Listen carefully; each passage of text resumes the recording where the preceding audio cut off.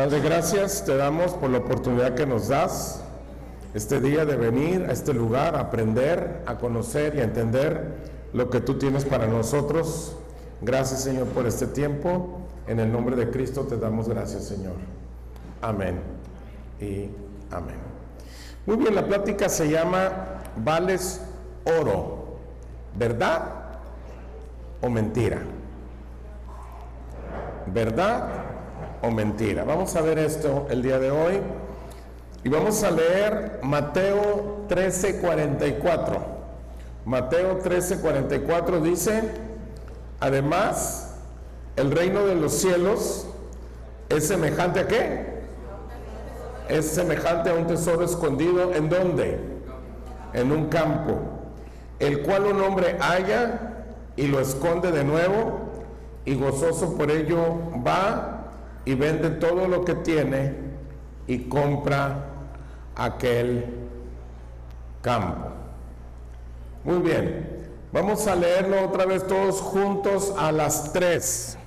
Todos juntos, 1, 2, 3. Además, el reino de los cielos es semejante a un tesoro escondido en un campo, el cual un hombre halla y lo esconde de nuevo, y gozoso por ello va y vende todo lo que tiene y compra aquel campo. Gracias, Jorge. Muy bien.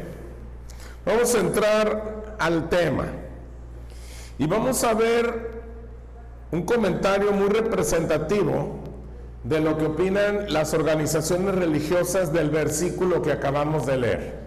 O sea, ¿qué es lo que opinan la mayoría de las iglesias? Dicen, la parábola del tesoro escondido está diseñado para resonar tanto con los oyentes comunes como con aquellos que buscan entender las complejidades del reino de los cielos. En la parábola, un hombre encuentra un tesoro escondido en un campo y al reconocer su inmenso valor, vende todo lo que tiene para adquirir este terreno. Este acto refleja la idea de que el reino de los cielos, representado aquí por el tesoro, es de tal valor que merece cualquier sacrificio. Por lo tanto, para los oyentes de Jesús, que estaban familiarizados con las normas de la propiedad y el comercio, esta imagen era clara y poderosa. La parábola del tesoro escondido es una invitación a reevaluar las prioridades de la vida y a reconocer la valía inestimable de las cosas espirituales en comparación con las posesiones terrenales. Hasta aquí el comentario sobre esta parábola. Entonces, ¿qué es lo que dicen la mayoría de las iglesias? Que el tesoro escondido, casi lo repiten, ¿verdad? Literal. Dicen es algo que es de mucho valor, es como el reino de los cielos, que alguien va y vende todo lo que tiene para adquirirlo, sacrifica todo lo que tiene para quedarse con ello, y es algo muy importante. Muy bien, vamos a entrar a la revelación. ¿Listos? Dice Primera de Pedro capítulo 1 verso 18. Dice: sabiendo que fuisteis rescatados de vuestra vana manera de vivir, la cual recibisteis de vuestros padres, no con cosas corruptibles como oro y plata. Váyanme a leerla a las 3 con Jorge, por favor, en voz fuerte. 1, 2, 3. Sabiendo que fuisteis rescatados de vuestra vana manera de vivir, la cual recibisteis de vuestros padres, no con cosas corruptibles como oro y plata. Muy bien. Vámonos a la primer pregunta de mesa. Primer pregunta de mesa. ¿Listos? Los modelos, enseñanzas o doctrinas preconcebidas o preestablecidas por nuestros padres, nuestros abuelos, nuestros ancestros, nuestros antecesores, ¿qué efecto tienen sobre cada uno de nosotros? Corre tiempo. Bueno, pues hicieron su mejor intento, jóvenes, está bien. Los felicito. Fíjense la pregunta, creo que no la entendimos. Dice, los modelos, enseñanzas, ahí pónganme, o doctrinas preconcebidas o preestablecidas por nuestros padres o antecesores, ¿qué efecto tienen sobre cada uno de nosotros? Ahora, fíjense bien, ¿qué acabamos de leer antes? Pónganme el versículo antes, 1 de Pedro 1:18. Sabiendo que fuimos rescatados ¿de dónde? La cual recibimos ¿de quién?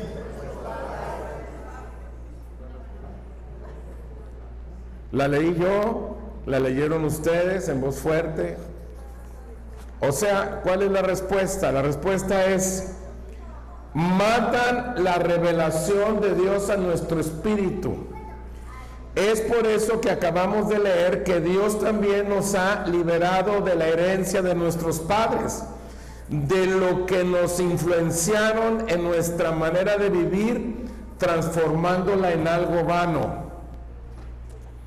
Leyeron 1 de Pedro 1:18 y les pregunto, ¿qué heredamos de nuestros padres? ¿Qué es lo que heredamos, señores? Matan la revelación de Dios, eso es lo que heredamos. Esa es la herencia que recibimos. No porque nuestros papás fueran malos, no porque dijeran, no queremos que aprendan de Dios. No, es que ellos nos enseñaron lo que ellos aprendieron. ¿Me explico? Sigo. Uno de los más grandes peligros sobre nosotros mismos es la responsabilidad de abrir o cerrar la puerta de nuestro corazón ante el llamado o los llamados de Dios. Otra vez. Uno de los más grandes peligros es la responsabilidad que tenemos de abrir o cerrar la puerta de nuestro corazón ante un llamado de Dios. ¿Qué es lo que pasa ante un llamado de Dios? O abres la puerta o cierras la puerta. No hay dos opciones. No es como que la abro y la cierro, la abro y la cierro. No. Cuando anteponemos a la vida que Dios nos ha dado culturas, tradiciones adquiridas por tus papás, por tus abuelos, por personas, por organizaciones, estamos en grave peligro. Fíjate bien, cuando anteponemos, no dije, fíjate lo que digo, cuando primero ponemos a lo que Dios nos dice, cuando antes de lo que Dios nos dice está la cultura, las tradiciones, las reglas de casa, las reglas de los abuelos, las reglas de ciertas organizaciones religiosas. Cuando nosotros ponemos todas estas cosas antes que la vida de Dios, estamos en peligro. Pregunta, ¿cuál es el peligro?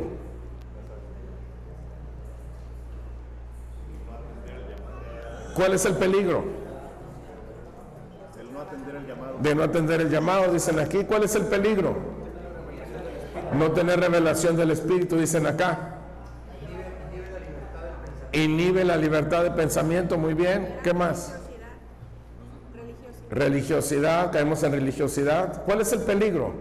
Cuando nosotros anteponemos las tradiciones, las reglas de la casa, lo que dice una organización religiosa, al llamado de Dios, caemos en peligro. ¿Cuál es el peligro?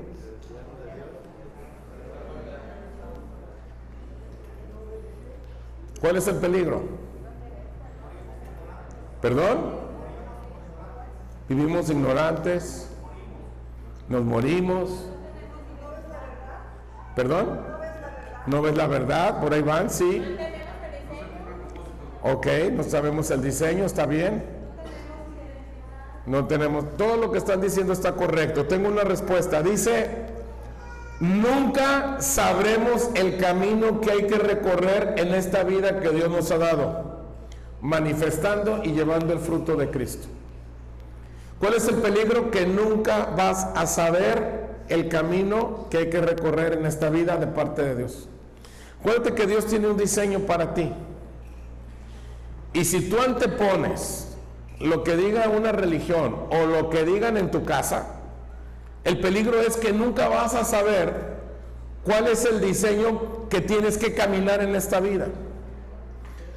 La revelación que Pablo recibió fue por encima de la revelación de los otros 11 apóstoles, ¿te acuerdas? Los 11 apóstoles que quedaron después de que Jesucristo ascendió a los cielos, tuvieron un inconveniente difícil de superar ellos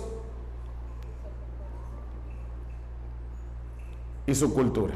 Otra vez, la revelación que Pablo recibió, o sea, el entendimiento, o sea, todo lo que Pablo recibió de parte de Dios fue superior a los otros 11. Los 11 quedaron, después de la ascensión a los cielos de nuestro Señor, tuvieron un inconveniente difícil, digan conmigo, inconveniente difícil, de superar. Era difícil de superar para ellos y para su cultura. Pregunta número 2 de mesa: ¿cuál fue el inconveniente de los 11 apóstoles? Corre tiempo. La pregunta es: ¿cuál fue el inconveniente de los 11 apóstoles? Acuérdense que Pablo fue el que escribió casi todo lo que conocemos hoy como el Nuevo Pacto. ¿Sí? Y pues lo que se escribió, ahora, el Nuevo Pacto no empieza Mateo, Marcos, Lucas y Juan, ¿eh? El Nuevo Pacto empieza en la cruz. O sea, los que editan, los que imprimen las Biblias, ponen Nuevo Testamento y ya ponen Mateo, Marcos, Lucas y Juan, pero el Nuevo Testamento no empieza con Mateo, Marcos, Lucas y Juan. El Nuevo Testamento o el Nuevo Pacto empieza con la muerte y resurrección de Cristo. ¿Estamos de acuerdo? Ok. Entonces, ¿cuál fue el inconveniente de los 11? Todo lo que dijeron está muy bien, pero hay una cosa dentro de lo que ya dijeron que es como lo más medular. Todo lo dijeron bien, pero hay algo muy medular por el cual tuvieron tanto inconveniente los 11. Ya lo dijeron, pero hay algo que ya dijeron que es como la clave de la clave. Incredulidad no. No. Ok. El principal inconveniente que tuvieron los 11 es que ellos tuvieron que convivir por 3 años con un maestro de la ley que venía a cumplir la ley. Ese fue su principal. Ellos veían que Jesús venía. ¿Para qué vino a cumplir la ley? ¿Para qué vino a cumplir la ley? ¿Para qué vino a cumplir la ley? ¿Para qué vino a cumplir la ley? ¿Para qué vino a abrogar la ley de otra manera? ¿Para qué vino a abrogar la ley? ¿Para qué vino a abrirnos la puerta? Para darnos un nuevo pacto. Vino a cumplir el antiguo pacto. ¿Para qué? Para darnos ¿qué? Un nuevo pacto. Entonces, el inconveniente que tuvieron los 11, los 12, porque uno pues todos chafearon, corrieron, lo negaron. Cuando dicen que le preguntaron a uno que si conocía a Jesús y que dijo que no, en el original griego dijo malas palabras, de esas palabrotas que nada más salen con broso el tenebroso, órale, de esas así, malas palabras. O sea, el problema que ellos tuvieron es que Jesús tenía que cumplir la ley y estaban con de hecho le decían rabí. Entonces, en la mente de ellos todo estaba enfocado en ¿qué? En cumplir ¿qué? La ley. Ese era su principal inconveniente. Inclusive Pedro, en una de sus cartas, afirma que las cosas que Pablo enseña son de Dios, bien enseñadas, pero que algunas de esas enseñanzas son difíciles de entender.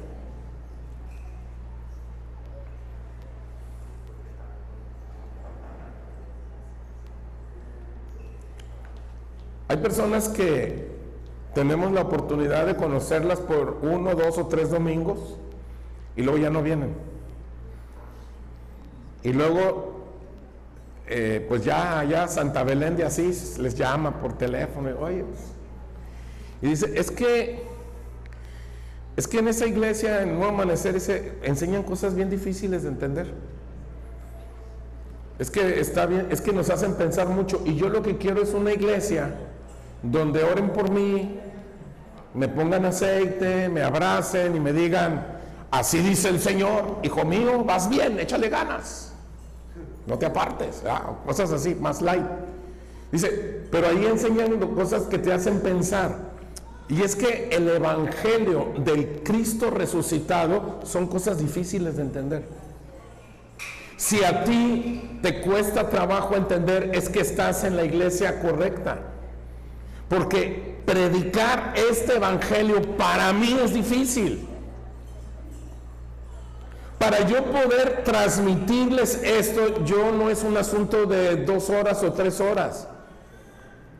Yo me tengo que chutar por lo menos 12 horas para arriba, leyendo, informándome, revisando, porque es difícil de entender.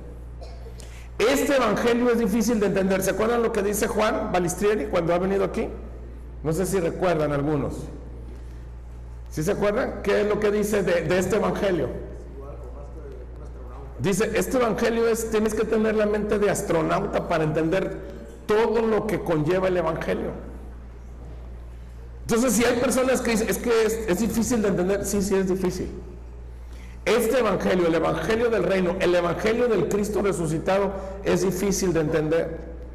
Sigo. Luego de la resurrección, a estos apóstoles se les había transmitido el evangelio por boca del mismo Señor Jesús, pero los efectos que ellos estaban produciendo no eran los que estaba esperando Dios. Repito, Jesús resucita y estos 11 no transmitían lo que Dios quería que transmitieran. Los efectos que estaban produciendo no eran los esperados. ¿Por qué? ¿Por qué? Acuérdense, en Hechos capítulo 1, los primeros versículos, ¿qué dice? Dice que después de 40 días, ¿se acuerdan? Los llamó, dice, después de haber resucitado, dice que por 40 días les estuvo enseñando, ¿qué cosa? El reino. No les enseñó cómo orar, cómo perdonar, cómo tenía que ser la liturgia de la iglesia, que si primero la música y luego un cafecito o la predicación. No les enseñó eso, ni cómo ser la familia feliz, ni cómo portarse bien ante la sociedad, ni cómo comer, o qué sí comer o qué no comer. Dice que les enseñó el reino. ¿Por qué? ¿Qué era lo que estaba pasando en ese momento? Porque no estaban produciendo los efectos. Ellos no estaban produciendo lo que Dios quería que produjeran. ¿Por qué? ¿Por qué creen, señores?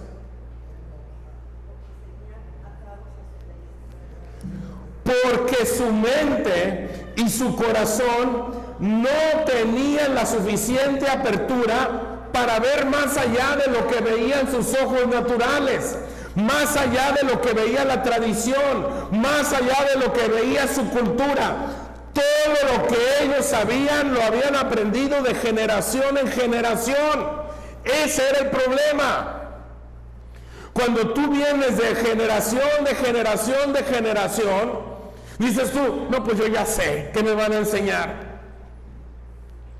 Y entonces no tienes la apertura de mente, no tienes la apertura de corazón para decirle a Dios: Dios, quiero seguir aprendiendo. Mira, uno de mis más grandes problemas que yo tuve con esto fue mi trasfondo religioso.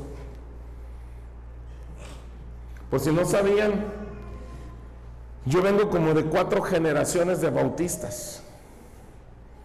Mis papás se conocieron en la iglesia bautista, se casaron en la iglesia bautista y yo nací en la iglesia bautista. Mis abuelas se conocieron en la iglesia bautista. Un predicador, el primer predicador en el estado de Sonora fue un tío de mi abuelo.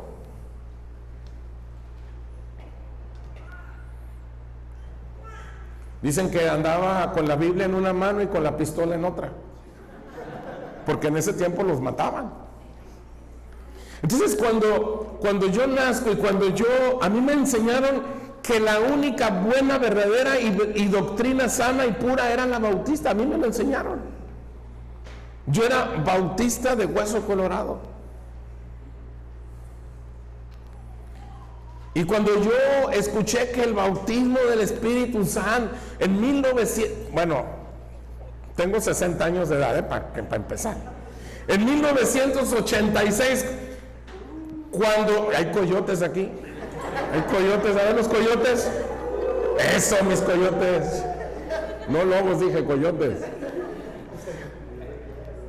Oí que el bautismo del Espíritu Santo y que evidencia de hablar en otras lenguas y yo, como buen bautista, me puse a estudiar para debatir. Yo tenía un problema. Mi trasfondo, lo que mis padres me habían enseñado. Y ese es tu problema.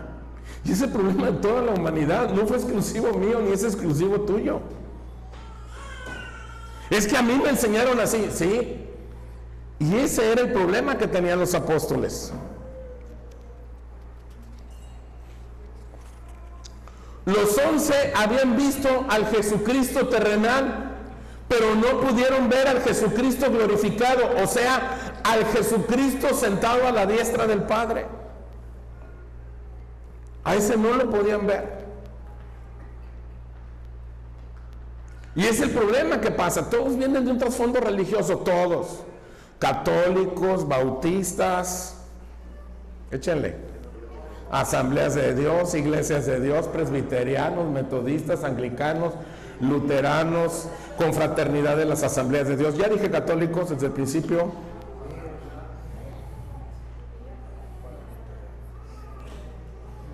Todas esas, en prácticamente todas las denominaciones evangélicas yo prediqué porque era evangelista. O sea, yo hacía campañas evangelísticas en la época de los coyotes. En esa época yo andaba predicando en las iglesias. Y había unas que tenía que ir con corbata y con saco. Y con la Biblia. Y tenía que hablar: hermanos, gloria a Dios, bienvenidos. Me da mucho gusto estar con ustedes en este día. Vamos a abrir las escrituras, las santas escrituras, en San Mateo capítulo 4, verso del 1 al 4. Y puestos de pie lo vamos a leer con todo respeto alternadamente. Primero hombres y luego mujeres. Pónganse de pie, por respeto a la palabra de Dios. Todo ese rollo yo me lo sé, yo de ahí venía. Y me costó mucho trabajo entender esto. Y te tiene que costar trabajo entender esto. A Pablo le costó trabajo entender esto, a Pedro, a todos les costó trabajo.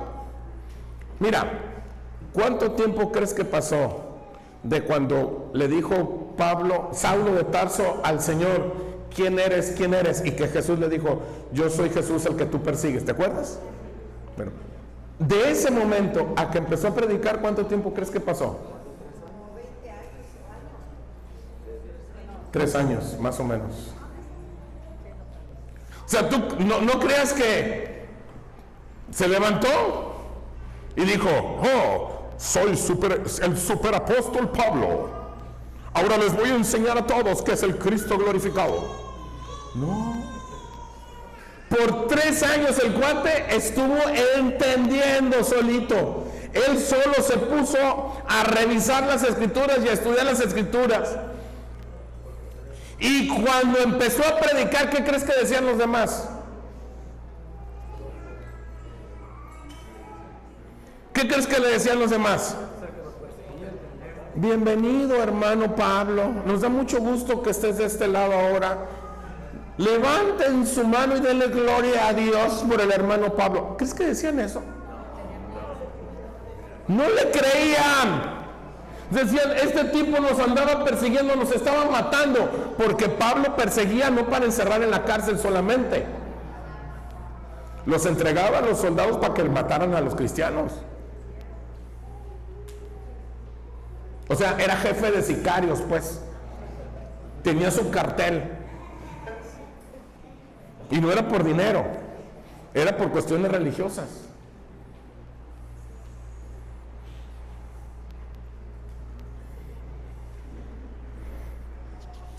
Dios tiene que llamar a un hombre que estaba persiguiendo a la iglesia porque los consideraba herejes y blasfemos contra Dios, y el cual era más judío y más tradicionalista que los 11 apóstoles, pero que tenía una ventaja sobre estos 11. ¿Cuál crees que era esa ventaja? ¿Cuál crees que era esa ventaja? ¿Cuál crees que era esa ventaja? ¿Cuál, para conocer al Cristo resucitado, cuál crees que era esa ventaja? No vivir en su tiempo.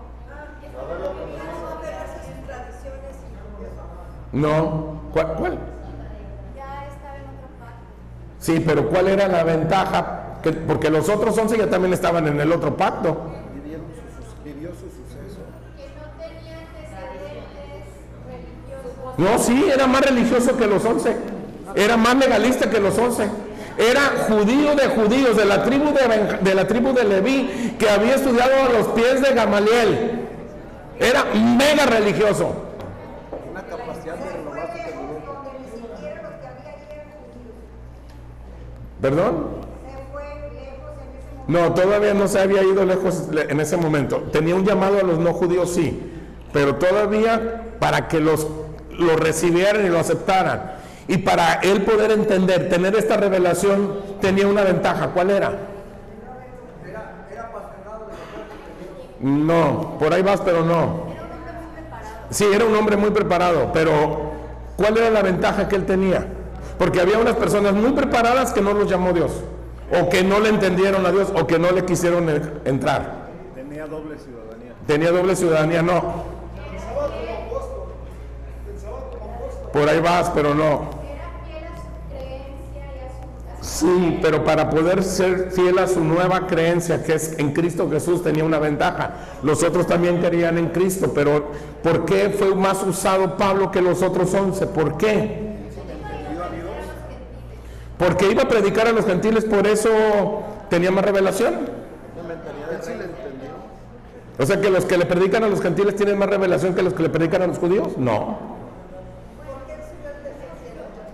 Señores, la respuesta es esta: porque era abierto de mente y corazón a la revelación que Dios quería mostrarle para que le transmitiera a los pueblos no judíos. Era más abierto. Era más abierto. En su mente y en su corazón estaba abierto. Esa era la ventaja que tenía. Los otros 11 estaban cerrados. Es que vimos a Jesús y es que así le hacía a él. Pero ellos lo que estaban viendo, lo que estaban aprendiendo era un maestro de la ley cumpliendo la ley. ¿Para qué? Para darnos otro nuevo pacto. Este no, este era judío de judíos, recalcitrante, pero tenía una ventaja: estaba abierto a la voz de Dios. Y esa tiene que ser tu ventaja y mi ventaja.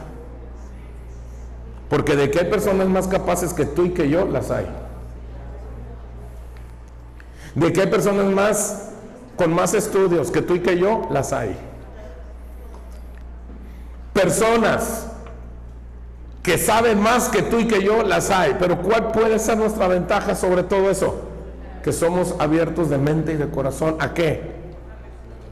A las cosas de Dios. No a lo que te enseñaron tus papás o la iglesia donde vienes. O de donde venimos. Sabemos que Pedro tuvo que ser enfrentado por una visión en la cual el Señor tiene que enseñarle o recordarle que Él ha purificado a todos los hombres por medio de su sangre y que el Evangelio y el Espíritu Santo no ha sido enviado por Dios solamente a los judíos, sino a todo el mundo, a todas las naciones. ¿Te acuerdas de esa revelación de Pedro? ¿Qué era? No. Era una cacerolotota de comida. ¿Pero qué comida era? Eran animales impuros para los judíos. Acuérdate que los judíos tenían una lista de animales que sí podían comer y animales que no, que eran impuros. Pues ¿qué crees que hace Dios? Le pone a Pedro un canastón así de puras carnitas de puerco, chicharrón de iguana, tacos de culebra, así con su huichol, limoncito y sal así. Ya se le está haciendo, ya los vi, así con su pico de gallo así. Le pone un sartenzote así con pura comida que no debían de comer los judíos. ¿Y qué le dice? Come. ¿Y qué le dice Pedro? Le dice algo que tú y yo nunca jamás podemos decirle a Dios. No, Señor.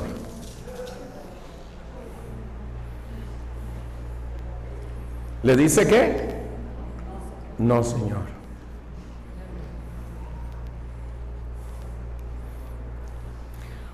Es que yo tengo mis tradiciones. Es que de la iglesia donde yo vengo, Señor, a mí me enseñaron así.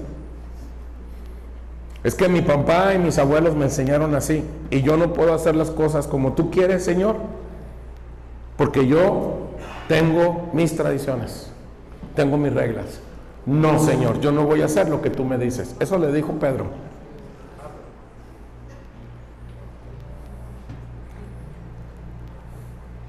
¿Y cuántos estamos así? ¿O cuántos están así? Que Dios te dice, así que yo diseñé la iglesia así, yo diseñé tu vida así, yo hice este diseño para ti, y tú le dices, no. De la religión de donde yo vengo es así. De la religión de donde yo vengo me tengo que vestir así, tengo que comer así, tengo que hablar así. La liturgia dentro del templo tiene que ser así. Mi comportamiento tiene que ser así. No, Señor, yo no voy a hacer lo que tú me digas, yo voy a hacer lo que me dicen las tradiciones. Eso le dijo Pedro. Por eso no podía ser usado como ¿quién? Como Pablo.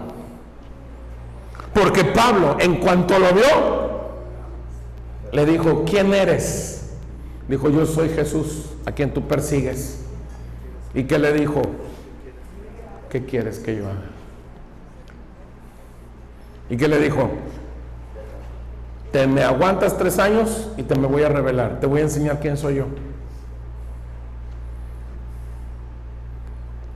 Y el otro que le dijo, no, es pecado comer eso. Esto es pecado, eso no voy a comer yo.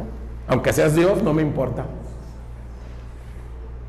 Eso fue lo que le dijo.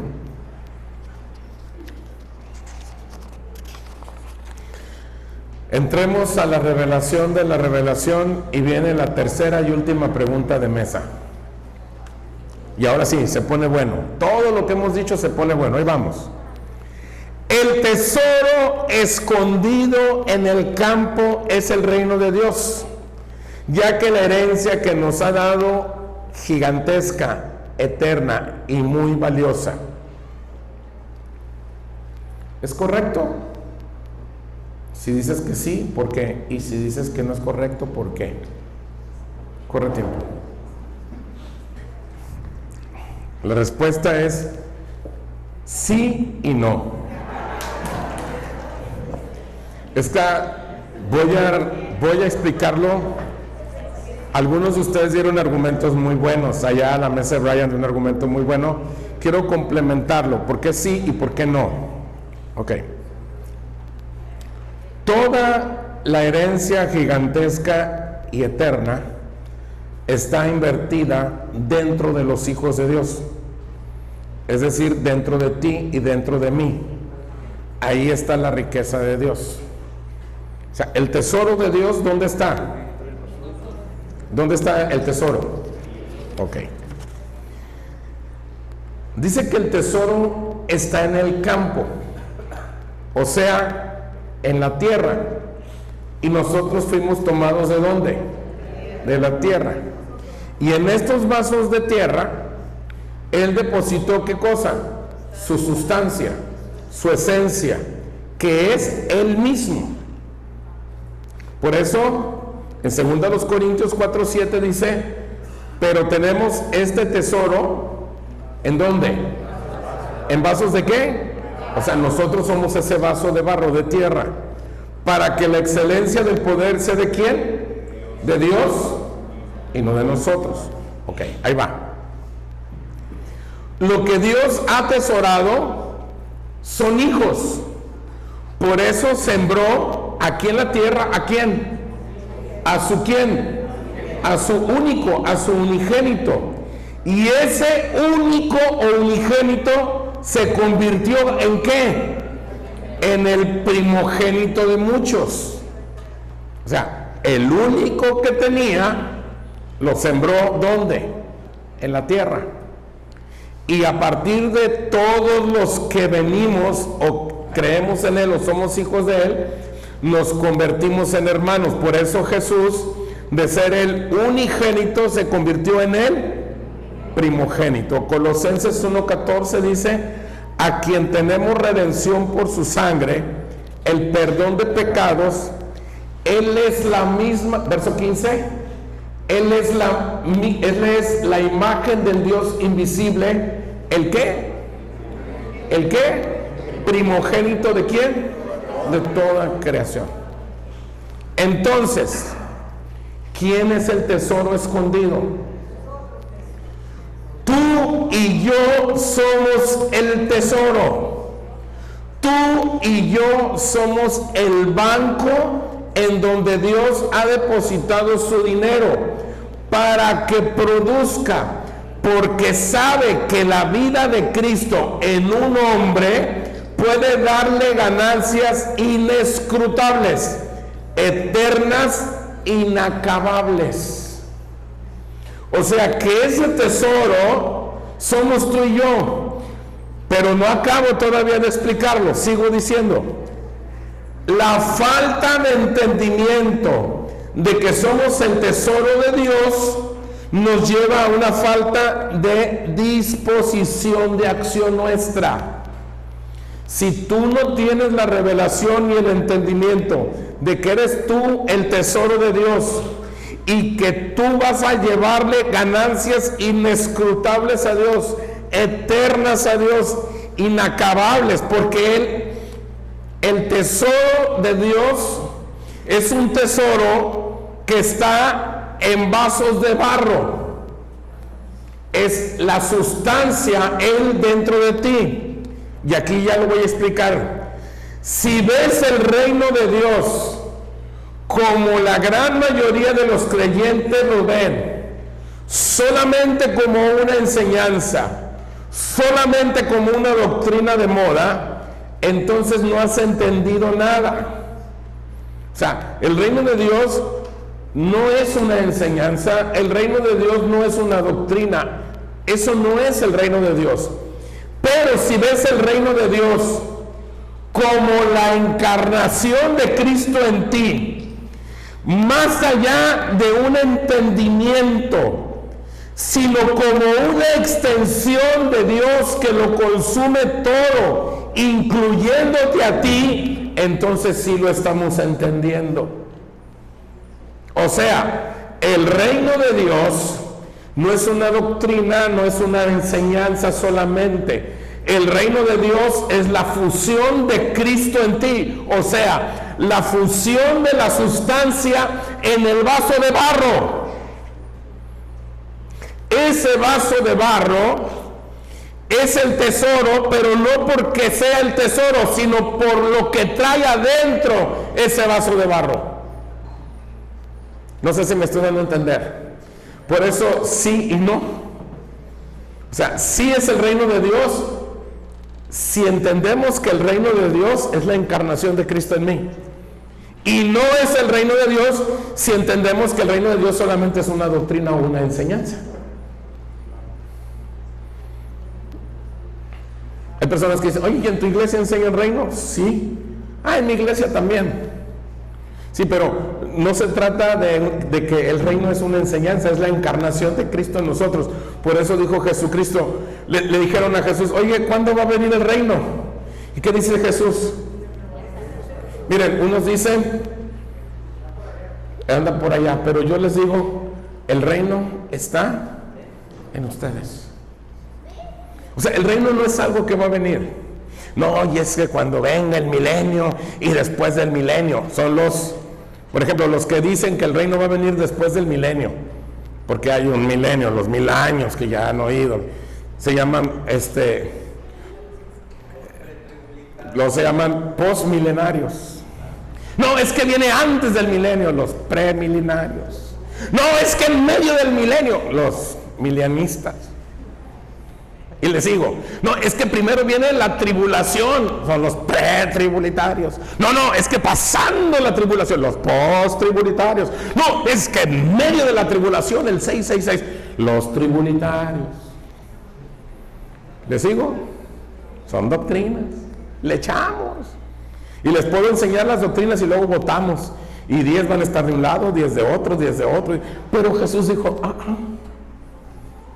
olvídense de esos rollos. El reino está en ustedes. El tesoro escondido, ¿quién es? Soy yo si Cristo está encarnado en mí. Y no soy yo si Cristo no está encarnado en mí. Porque lo que me da valor a mí es Él en mí. Sigo.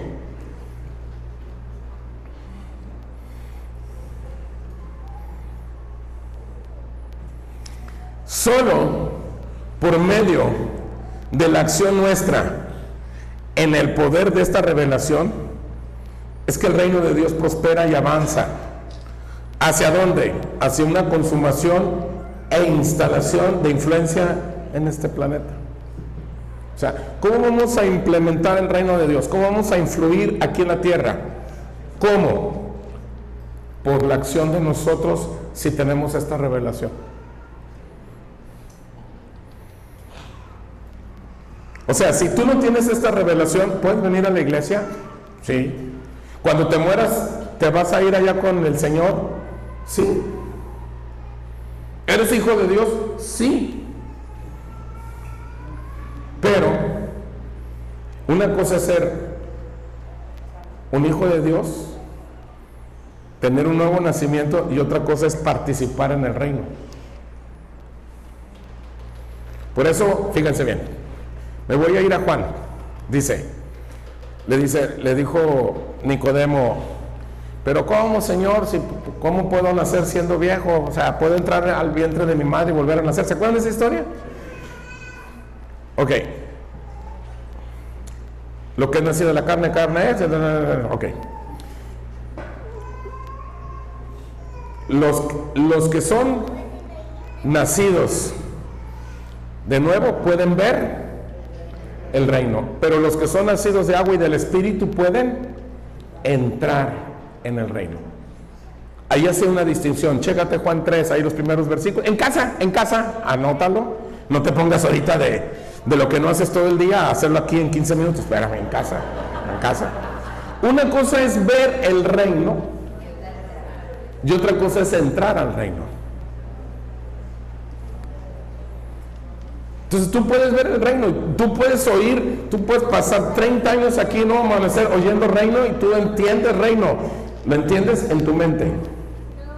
Pero otra cosa es meterte al reino. O sea, tú puedes saber mucho de toros, porque ves muchas corridas de toro en YouTube. Y otra cosa, sí, porque es que no vine a la congre, pero en YouTube, aquí rápido, no, ya le entendí. ¿Verdad? Pues sí, tú puedes aprender mucho de toros en YouTube, pero métete al ruedo, métete. Y cuando ves ese animal de 400 y tantos kilos, 500 kilos, de tu mismo vuelo o altura, o si está chaparrito, chaparrita, más alto que tú, ahí ya cambia la cosa. ¿Sí me doy a entender? Sigo. No creas a las mentiras que te han dicho. Por ejemplo, para ser alguien en la vida tienes que tener dinero, tienes que tener título, tienes que tener propiedades o tienes que ser famoso. Es una de las muchas mentiras que nos dicen. Otra de las mentiras que nos dicen es: nunca vas a servir para nada, siempre repruebas en todo, eres muy necio, eres un inútil que te pareces a la familia de tu papá, eres un despreciable, cosas semejantes, ¿verdad? Porque todo lo malo eres de la familia del otro, ¿verdad? Si eres la esposa, del esposo, y si eres el esposo, de la esposa, ¿verdad? Igualito que mi suegra. O sea, depende para dónde. No te lo creas. Fíjate, 1 Corintios 1:27. ¿Qué dice? ¿Qué dice? ¿Sino qué? Lo necio del mundo escogió Dios para avergonzar a los sabios, y lo débil del mundo escogió Dios para avergonzar a lo fuerte. Verso 28. Y lo vil del mundo y lo menospreciado y lo que no es. O sea, que todos los que estamos aquí éramos una bola de necios, de débiles, de viles, de menospreciados y gente que pasábamos desapercibida. Así que para que nadie se le suba que, no, bueno, yo vengo aquí a hacerle el favor a Dios. Yo le voy a hacer el favor a Dios. Así me dijo una vez una familia. Tenían años viniendo aquí a la iglesia. Y bien, así, bien, buena onda. O sea, un día se me ocurrió preguntarles: oiga, le digo, ¿y cuál es su asignación? O sea, ¿cuál es? Nuestra asignación, hermano, es apoyar esta obra con nuestra presencia los domingos.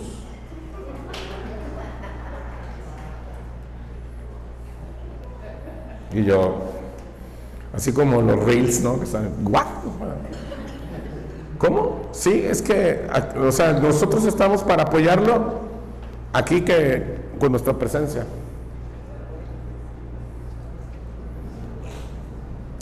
Miren, ninguno de nosotros tiene nada de qué creerse. No estamos aquí por nuestra cara bonita, ni por nuestra cara fea, ni por la familia de la que venimos, ni de la religión que venimos, ni de la casa que tenemos, o las propiedades, o los estudios. Lo vil, lo menospreciado, lo reprobado, lo que no era, escogió Dios. Ahora, ¿para qué? Fíjate bien. Pregunta: ¿quién eres para Dios? ¿Quién eres para Dios? ¿Quién eres para Dios? Dice, eso eras. O sea, tú antes de Cristo eras ¿qué? Lo vil, lo menospreciado, lo reprobado, lo que no era. Eso eras ¿quién? Antes. Ahora para Dios, ¿quién eres tú?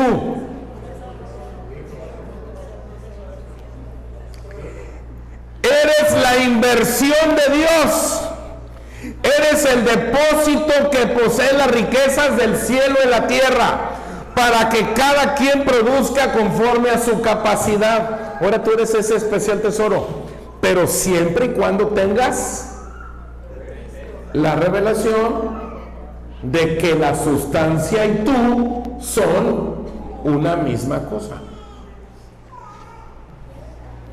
O sea, ese vaso de barro y la sustancia se convierten en uno. No por el vaso de barro, sino por la misericordia de Dios. Dice, ahora yo me hago uno contigo.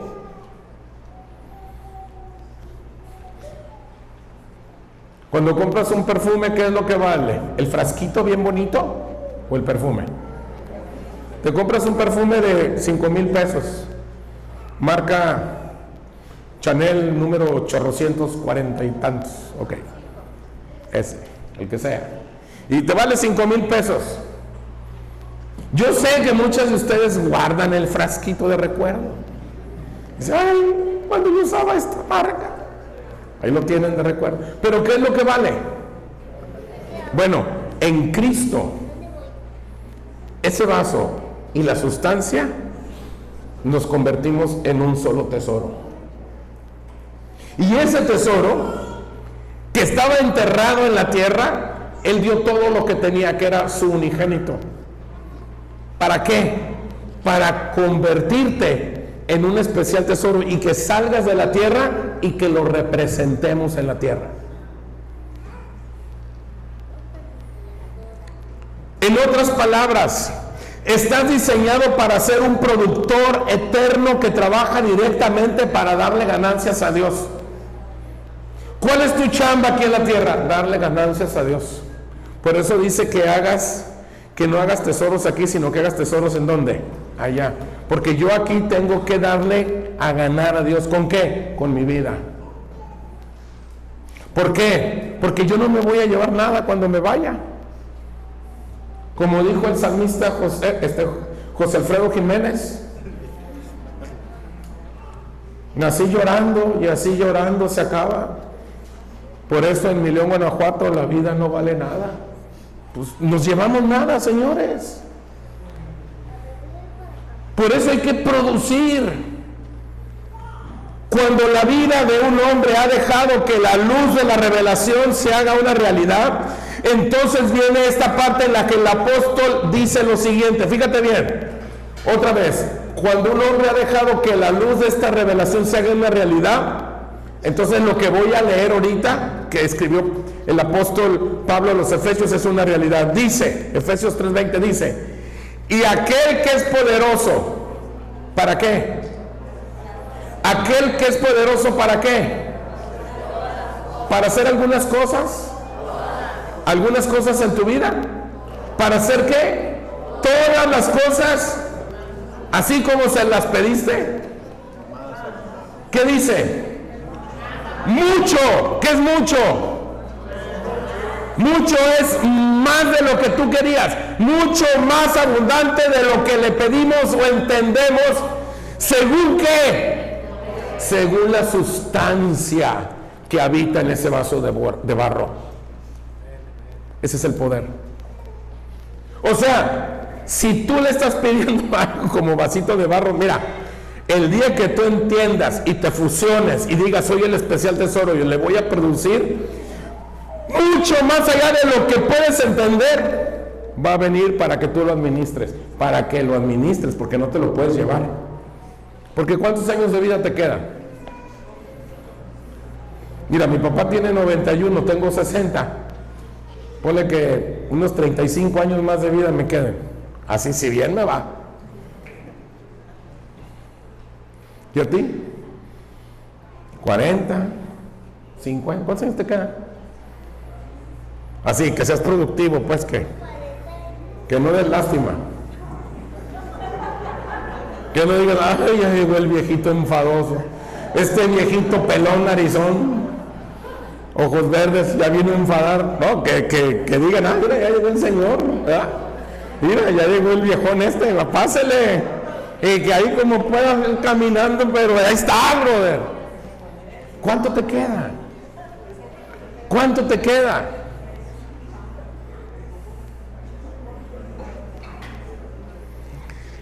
Eres capacitado con un poder sobrenatural para que nada pueda hacerte frente en cuanto al cumplimiento del propósito eterno de Dios. Otra vez. Tú eres capacitado con un poder sobrenatural para que nada te pueda hacer frente. O sea, para que todo lo puedas en Cristo, siempre y cuando estés dentro del propósito eterno de Dios. O sea, dentro de la asignación que Dios diseñó para ti, dentro del diseño de Dios. Si tú estás fuera del diseño de Dios, aunque repitas 1000 veces todo lo puedo en Cristo, vas a chafear, porque no fuiste creado para eso.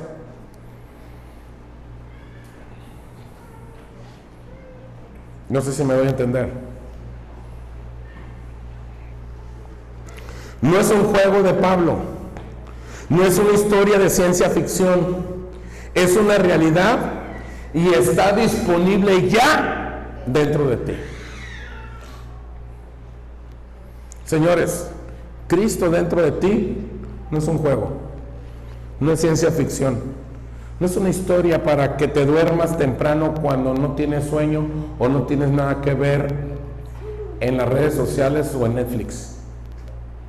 Ay, ya vi Netflix y no me da sueño. Voy a leer la Biblia para que me dé sueño. No, esto no tiene que ver con cosas para que te... Es una realidad. Es más loco perderse esta noticia que creerla y vivirla plenamente.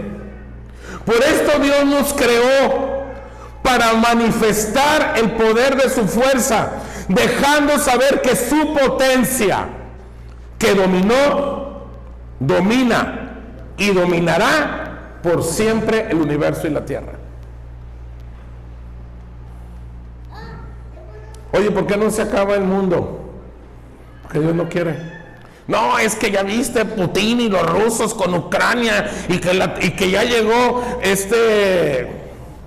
¿cómo se llama el gringo de Estados Unidos? Trump.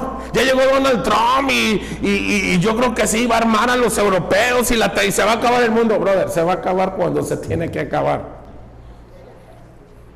Tú por lo que te tienes que preocupar es por descubrir tu asignación y vivir en el propósito eterno de Dios. Esa es tu bronca. Y sacar al Cristo que está en ti, ese tesoro escondido por el cual Él dio su vida. Por eso dio todo lo que tenía, por ese tesoro que está en el campo, en la tierra. Él dio todo lo que tenía por ese tesoro. ¿Cuál es el tesoro? Tú. Cristo en ti, ese es el tesoro. Dio todo lo que tenía. ¿A quién dio? Al Hijo. Oye, es que el tesoro es el reino, es que el tesoro es Él en ti. Y si no es Él, entonces no eres el tesoro. Pareces el tesoro. Fíjense, no sé, hay unas perlas que valen mucho, ¿verdad? Y hay unas imitación perla. Y hay una diferencia garrafal en el precio, no sé cuánto valgan las perlas, pero igual hay piedras preciosas y hay otras que son imitación. Y el que no sabe las ve y dice, dicen que las imitaciones están más bonitas a veces, pero a veces creemos que le podemos jugar al vivo con Dios haciéndonos pasar por una buena imitación. Así como que parece, como, no, este brother, ¿verdad? No, Dios nos conoce perfectamente a todos y sabe exactamente todo, no le podemos jugar al vivo. ¿Eres o no eres el tesoro de Dios? Tú lo sabes. Dios ya no nos va a dar más de lo que ya nos dio, porque Dios ya nos dio todo. Tú no le puedes decir a Dios que te dé más. Ya te dio todo lo que te tenía que dar.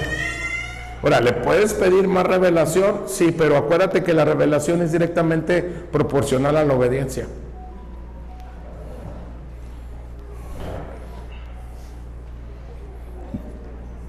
La revelación es directamente proporcional ¿a qué? A la obediencia. Por eso esto es difícil de entender. ¿Sí me estoy dando a entender? Mucha gente dice, es que está bien difícil ahí porque te hacen pensar. Sí, es que este evangelio no es fácil. ¿Cómo que sí y no soy el tesoro? Sí, no eres el tesoro. Depende. Termino. Recuerda, las riquezas de Dios no son las cosas, eres tú su tesoro.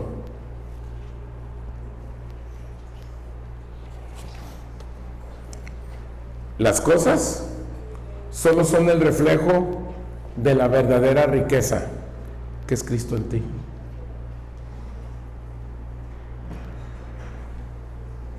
Y termino con dos preguntas, si puede pasando el grupo de alabanza, por favor, si es tan amable. Dos preguntas. Primera, ¿eres como los 11? ¿Solo ves al maestro cumpliendo la ley? Porque así hay muchas iglesias, ¿verdad? Y muchos evangélicos protestantes. Y algunos católicos también, bien legalistas, sí. Es que aquí dice, solamente ven la ley. Y solamente ven al Jesús cumpliendo la ley. Por eso estos 11 no daban el ancho, tuvo que venir otro. Y la última pregunta es, ¿o eres como Pablo, abierto de mente y corazón a la revelación que Dios quiere mostrarte? ¿Cómo eres? ¿Qué tan cerrado eres?